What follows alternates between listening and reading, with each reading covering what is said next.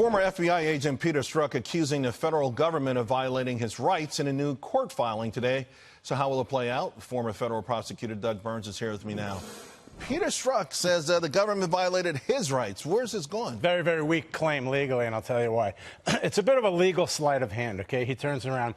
They were saying it all from the beginning, which is we're entitled to our own personal, private, political opinion. That's complete rubbish, to use a British phrase, because they're at work and they're working on an investigation involving that subject matter. So the point is, if I leave my job at the FBI, go home and tell my wife, by the way, my political opinion on a matter is such and such, it can't be that I'm working on a matter involving that, and I can't do it at work with emails from work. So they're making it into like a supposed First Amendment claim. It's very, very weak, and it's not going to go anywhere. Someone must have told him and Lisa Page it's time to go on the offensive. That's what it is. You read my mind, because it's actually pretty ironic. What I was thinking in my living room, seriously, preparing, is they're taking a page sort of from President Trump. Let's go on the counteroffensive. Let's attack the other side.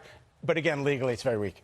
So where does this go legally from here? I mean, there's so many cases in the air. There's so many things that are unsettled.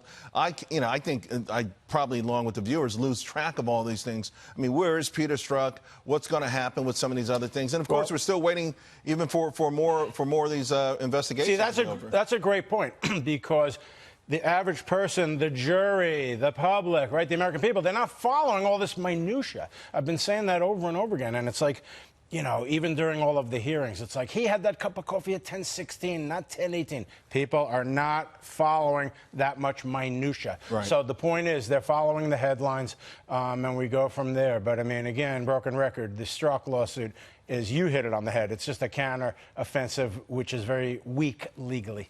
Let me bring up former FBI Director James Comey, because he penned an op-ed today on what it's like to be personally and publicly attacked by President Trump. And again, the question is, what does this do for him in his case beyond, you know, perhaps having his feelings hurt?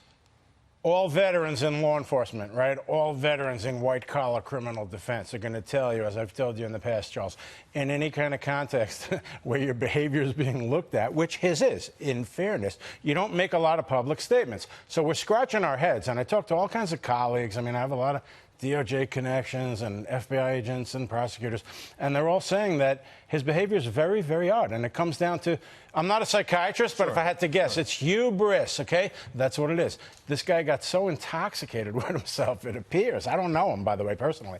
But, man, he just goes on, and he doesn't quit. It feels like he wants to make his current life a reality show. I mean, we see pictures from him. We hear from him all the time. Even occasionally he'll say, I'm not going to say anything, and then 2 days later. But that's another great segue, Charles, because the point is, you know, you can't fault a person for taking advantage of a new economic climate, and you're the business expert. So the point is, if we've created a climate where a high government position can translate into all kinds of speaking fees, book deals, and so on and so forth, you don't fault them. But at the same time, it's grossly inconsistent with what you should be doing if your conduct is being looked at. There's a level of professionalism there. Hey, I got to ask you about one more thing. Sure. First, take a listen to this. Chrissy?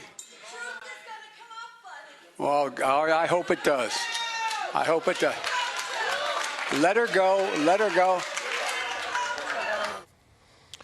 2020 Democrat Joe Biden getting heckled over the weekend amid reversing course and saying that he would now comply if subpoenaed by a Senate impeachment trial.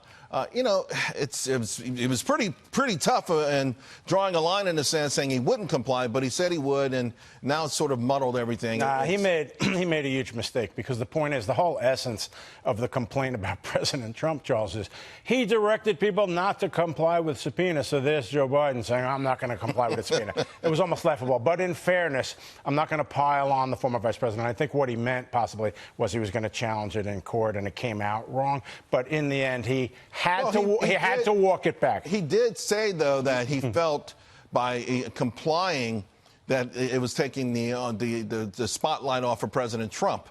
Right. And this is so his rationale didn't feel like it was a legal rationale, more like a public relations PR rationale. Keep the heat on Trump, not on me and or my son. But if you're a purist like me, if you get a subpoena, you have to comply, but you can go to court and challenge it, which is what the president did in many instances. And the point is, unless and until a court directs you to comply with it, you're not doing anything wrong. And that applies in both directions. Doug, thank you very much. My pleasure, Charles.